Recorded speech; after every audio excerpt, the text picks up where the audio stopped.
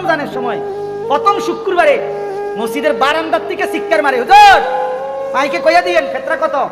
আরে কেমন দেউইন না হয়েছে তাই না, কারণ উনি জানে তো হুজুরে নইলে বেশি জাতাজাতি করলে 100 বা 125 টাকা উঠাইবো, এর বেশি কিটা। তো মানুষ 5 জনের 500 টাকা আর 5 25 125 625 টাকা, তো 600 650 টাকা এটা মাইকিং করে দিলে কি বুঝছেন? এই জন্য এইটা দিতে এত জোরে চিল্লানি মারছে। কিন্তু বারিন্দার থেকে এটা জিগাইলেন না যে হুজুর যাকাতের মাসআলা বলেন, জিজ্ঞাসা করা দরকার ছিল না যে হুজুর আমার ব্যবসা, আমার বাড়ি, আমার ঘর, আমার স্থাবর অস্থাবর এই আছে এই নাই, এর দূর আছে, হিসাব করে বলেন আমার উপরে যাকাত আসলো কিনা। কি বলেন? এটা উচিত না? যাকাত ফরজ, যাকাত ফরজ।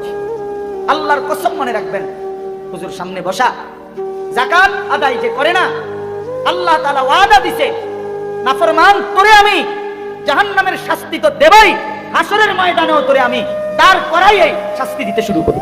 ঠিক আছে, হাদিসও আছে, হাসরের ময়দানে দাঁড় করাইয়ে নবীজি বলছে যাকাত যে আদায় করে না তার সারা দেহের মধ্যে বিষধর সাপ তারে পেঁচাইয়া ধইরা, দুই মুখীওয়ালা সাপ তার দুই গালের মধ্যে অনবরত ঠক্কর দিতে থাকবে, বিষের কামড় দিতে থাকবে, আর বলবে নাফরমান বেঈমান আনা মালুকা আনা কানজুকা, আমি তোর জমানো সম্পদ যার যাকাত দাও নাই, যাকাত দাও। ইয়াউমা ইউহমা আলাইহা ফি নারি জাহান্নাম ফাতুকওয়া বিহা জিবাবুহুম ওয়া জুনুবুহুম ওয়া যুহুরুহুম। আল্লাহ বলেন তার সম্পদগুলোকে একত্র করে প্যাকেট বানাইয়া, পোটলা বানাইয়া প্রথমে জাহান্নামের আগুনের মধ্যে পোড়ানো হবে, অতঃপর পোড়াইয়া ওই আগুনের কুণ্ডুলিটাকে তার সম্পদ দিয়া যেটা বানাইছে এই গোলাকার ফুটবলের মতো চাক্কা, এইটারে দিয়া আল্লাহ বলেন তার কপালে, কোমরে এবং পিঠে অনবরত দাগ লাগাইতে। কোরআন শরীফের আয়াত।